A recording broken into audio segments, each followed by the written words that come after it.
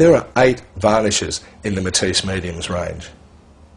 The 3 main reasons for using a varnish: firstly, a varnish will enhance the intensity or the brightness of many of the colours. The second reason is to either balance or correct sheen levels or change the sheen level to an artist's preference. And the third, and certainly probably one of the most important, is to actually protect the painting from UV light, from chemical attack just through the air, and also through physical attack. Varnishes will afford the painting quite a bit of protection. There's several things to consider when we're varnishing: how to apply the varnish, why we're applying the varnish, and which varnish to apply. In the Matisse range, there are 3 ranges of varnishes: water-based acrylics, solvent-based acrylics, and water-based polyurethanes. And in those 3 ranges, there are different sheen levels, from matte through to a gloss. Sheen levels of the varnish. All varnishes, be they solvent-based, water-based, oil-based, all start life glossy. And as manufacturers, we add a matting agent to them. And indeed, the matte medium MM5 is just such that straight matting agent. Don't use the matting or the matte medium as a varnish. It's purely to be added to the paint to matte the paint down. Any of these varnishes, the matte or the satin, have matting agent in there. And the matting agent basically is a very fine material that's not discernible with the naked eye, that diffracts the light so that we perceive a lower sheen level because it's scattering the light rather than the light being reflected straight back to us, which is what we see with a gloss. If you put too many coats, and too many coats can be over 5 or 10 coats of matte varnish down, you'll be putting down so much of the matting agent that you might actually start to see a little bit of haziness. If, for instance, with decoupage or for any other reason where you would want to put a lot of varnish down, 10 or 15 coats, but you still want a matte finish, we would advise putting 10 coats of gloss varnish down, whichever one, solvent-based or water-based, and then using the same type of varnish over the top, put about 5 coats of matte varnish across the top. That will deaden the sheen right back, but still give you that thick varnish that you're after. And this way, you won't cloud up the varnish by putting 15 coats of matte on, and hence 15 coats of matting agent. Right across the board with the different varnishes, when using the matte version of the varnish, you'll need to put at least 2 or 3 coats of that varnish down. You need a critical level of matting agent there to even the sheen out. And quite often people will just put 1 layer down or 1 coat down and it'll look a bit streaky. And that's because the matting agent varies, although only fractionally across the work, but it does vary. Once the 2nd and 3rd coat are put on, that evens it out and you've hit that critical level or critical mass of matting agent that's required to even the sheen up. We'll start by talking about the acrylic water-based varnishes.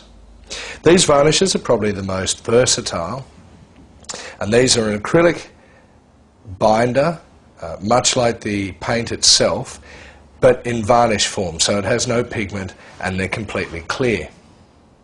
They look milky in the container because of the difference in the refractive light index between acrylic and water. So when you first varnish them out or first paint them out, they will look milky.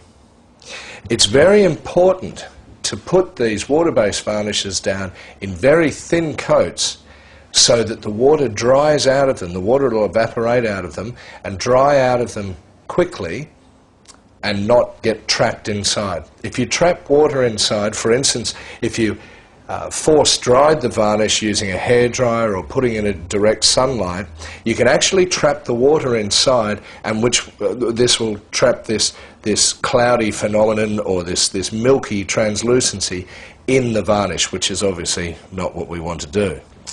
There is a gloss, a satin, and a matte, and they're called polymer gloss, polymer matte, and polymer satin varnish. These can be used to be added to the paint as a binder, They can also be used as sealer and indeed as a varnish.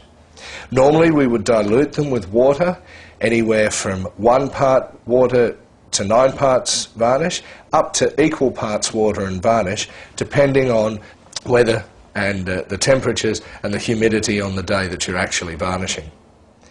The optimum temperature for varnishing and painting, for that matter, is above about 12 to 13 degrees Celsius and below about 30 to 35 degrees Celsius, with a mid-range humidity. Be very careful on an extremely hot day or an extremely dry day, and of course on an extremely cold day or extremely humid day. And the reason being that if it's very hot or very dry, especially when you're varnishing, the water will tend to evaporate off quickly, and a little bit like hitting it with a hairdryer, you'll find that a skin will form and the water may get trapped inside. The same as if it's very humid or very cold, the water won't actually evaporate out and you'll form a skin again and it'll remain cloudy. It doesn't mean to say you can only varnish 2 or 3 days a year, but it's worth keeping in mind that the weather and the humidity will play a real part in when you actually can varnish. The water-based acrylic varnishes are also great for using as glues and over the top of prints for photo transfers or photocopy transfers and that sort of thing. The water-based acrylic varnishes are also terrific for decoupage with sealing the papers, sealing the surface, gluing the paper to the surface, and then subsequent coats of varnish over the top. The MM11 satin varnish and the MM19 poly-U-gloss varnish are both polyurethane varnishes. Very hard varnishes for utility items and also heat resistant. So ideal for placemats and teapot stands, for instance. These varnishes don't come in a matte because the polyurethane is an extremely high gloss varnish or binder, and so therefore the amount of matting agent that would be necessary would actually show up and would be cloudy. So there's just the satin and the poly-U. Don't use these varnishes on canvas as they're a little bit too hard, and certainly when they've been used over other brands of paint, sometimes a little bit of cracking shows up. They're fine over the Matisse, but normally we would say, because they're so hard, best to stick to hard substrates such as craft wood or wood. The solvent-based varnishes are still an acrylic varnish, but they're dissolved in terps. Now what this means is they dry differently to the water-based varnishes. They can be stripped back off 10 years' time if you fancy, so they make a brilliant conservation varnish.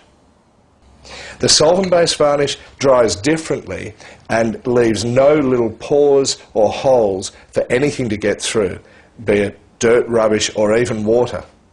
And that makes the solvent-based varnishes perfect for use on outside murals and paintings.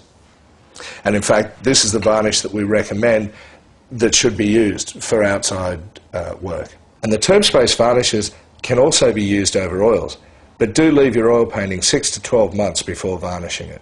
And just note, with the matte terp-based varnish, it's an extremely matte finish which a lot of people love, but the matting agent always falls out of solution, so you have to give it a really good stir to get that back in solution. The matting agent is clear on the bottom in the resin, and so when you open the tin you won't be able to see it. Make sure you stick a stick in and stir it around really well. When I'm saying this, 5 or 6 minutes stirring doesn't sound like a long time, but stirring a can for 5 or 6 minutes can seem like an eternity. But you must stir it back in to get the full dispersion of the matting agent.